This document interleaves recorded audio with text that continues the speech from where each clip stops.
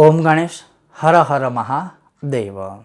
इस पूर्णिमा को ये कोई, पहले तो मैं ये स्पष्टीकरण दूं कि ये कोई विधान नहीं है, ये कोई अलग से पूजा पाठ आदि नहीं है। ये सिर्फ अपने ज्ञान हेतु है, ये सिर्फ मोक्ष प्राप्ति हेतु है, चाहे वो अपने पितरों की हो या मृत्यु उपरांत अपने स्वयं की हो, या फिर हमारे भगवान हरि को प्रसन्न करने हेतु है। और ये सहज है, सरल है, इसमें विशेष कोई विधि विधान नहीं है। और आज मैं वही बताऊंगा जो नारद मुनि ने स्वयं बताया हुआ है स्कंद पुराण के अंतर्गत, पद्म पुराण के अंतर्गत, हमारे व्रतों के ग्रंथों के अंतर्गत।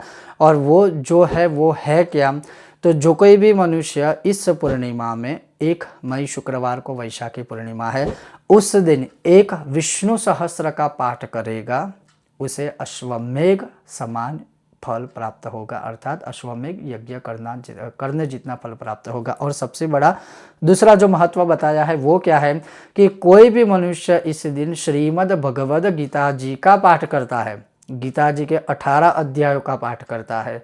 18 अध्याय ना हो पाए तो कोई एक अध्याय का पाठ करता है, कोई एक अध्याय ना हो पाए तो कोई एक श्लोक का पाठ करता है, कोई एक श्लोक का भी पाठ ना कर पाए तो आधे श्लोक का भी पाठ करेगा या करता है, उसको भी भगवान की पूर्ण कृपा प्राप्त होती है, उसको भी जो है अश्वमेघ यज्ञ करने जितना समान फल प्राप्त होता है। वो स्वयं को तो जीते जी मुक्त पद अर्थात मुक्ति पद को प्राप्त करवाता है, लेकिन अपने पितरों को भी जो है वह गति को प्राप्त करवाएगा।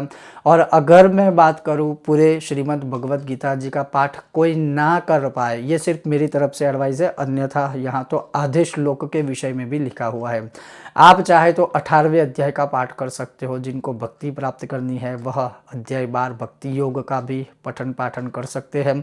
जिनको पुरुषोत्तम की कृपा प्राप्त करनी है वो 15वें अध्याय का पाठ कर सकता है। और जिनको योग सांख्य आदि ज्ञान आदि की प्राप्ति करनी है तो फिर जो सांख्य योग नामक अध्याय है, या दूसरा, तीसरा या चौथा, ये 3 अध्याय है, उसका भी पाठ कर सकते हैं। लेकिन मैं तो यही कहूँगा कि एक दिन साध्य है, 1-1.5 घंटे में गीता जी का पारायण पाठ हो सकता है। और अगर आप संस्कृत में ना कर पाए कोई चिंता नहीं है, आप अपनी मातृभाषा में भी कर सकते हो, क्योंकि ये कोई विधि विधान नहीं है।